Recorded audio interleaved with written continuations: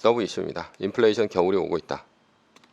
로마의 멸망 원인은 무엇입니까? 로마는 외부 충격으로 망하지 않았습니다. 내부가 무너져 멸망했습니다. 로마는 거대한 제국을 만들었습니다. 그러나 더 이상 로마는 정복 전쟁으로 제국의 크기가 커질 수 없었습니다. 아프리카 남쪽은 사하라 사막으로 막혔고 동쪽은 거대한 초원 지역이었습니다.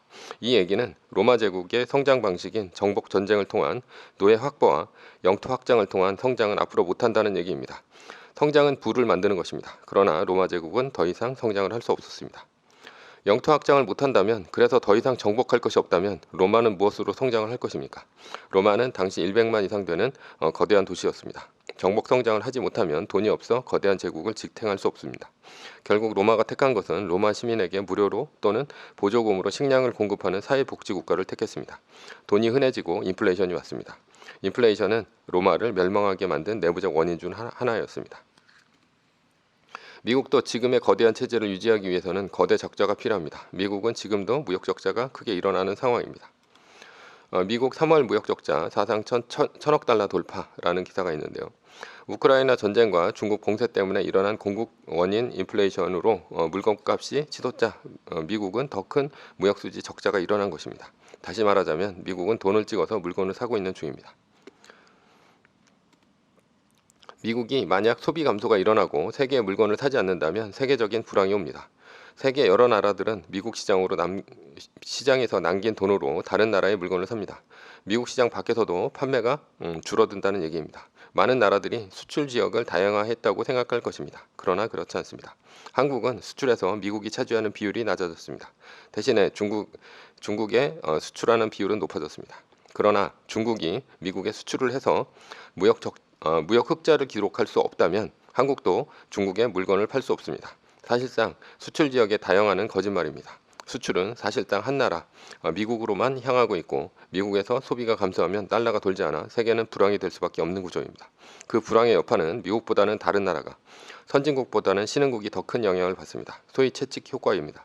채찍을 살짝만 움직여도 채찍의 끝은 크게 요동칩니다. 그런데 미국이 지속적으로 돈을 찍어 물건을 사면 어떤 일이 벌어집니까?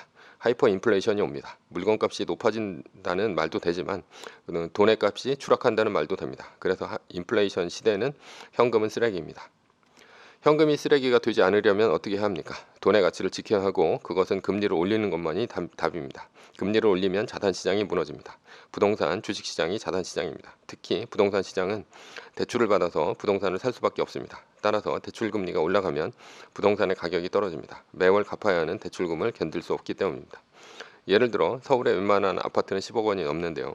10억 원의 대출 이자가 8%까지 치솟는다면 1년에 얼마를 내야 합니까? 무려 8천만 원입니다. 이것은 이자만 8천만 원이지 원금은 뺀 금액입니다. 원리금 상환까지 하면 부동산 가격이 상승할 것을 예상해 영끌한 월급쟁이는 감당할 수 없습니다. 따라서 대출금리가 치솟으면 부동산이 시장에 쏟아져 나올 수밖에 없습니다. 그래도 각국의 중앙은행은 금리를 올려야 합니다. 그렇지 않으면 돈의 가치를 지킬 수 없고 돈의 가치가 떨어지면 제국은 무너집니다. 금리를 올리면 어떻게 됩니까? 개인은 자산 가격이 떨어지면 소비 심리가 위축됩니다. 서울 아파트 가격이 수억 원 올랐는데 술은 내가 사는 것이 맞습니다. 그런데 반대로 수억 원이 떨어지면 만기가 되어 갚아야 할 원리금이 수억 원이라면 지출부터 줄일 것입니다. 그리고 기업은 인건비를 줄일 것입니다. 인건비를 줄인다는 얘기는 사람을 자른다는 얘기죠. 네이버마저 채용 군살 빼기, 코로나 특수 사라진 IT 고용 한파라는 기사가 있는데요. 우리나라 대표 IT 기업인 네이버가 인력 구조조정을 실시한다는 얘기입니다. 공대에서 컴퓨터공학과의 입결이 높아진 것은 최근의 일입니다.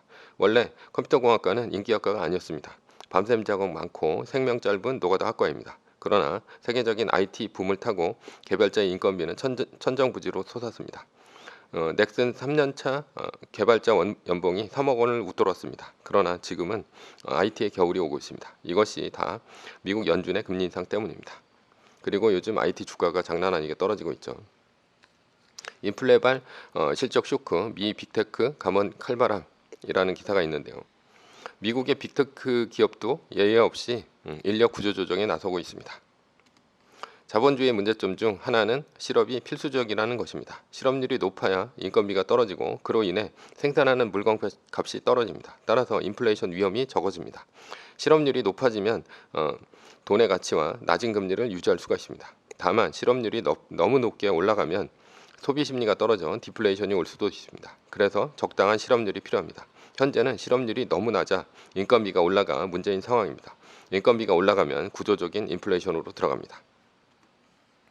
그러나 2001년 중국이 WTO에 가입한 이후 이러한 공식은 깨졌습니다. 미국은 돈을 찍어내고 중국은 저렴한 인건비로 물건을 만들어 세계에 뿌렸습니다.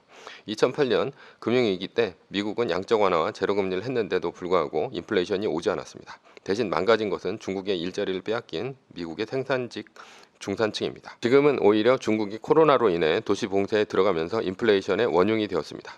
이런 와중에 미국의 연준은 인플레이션 때문에 금리를 올리려고 하고 있습니다.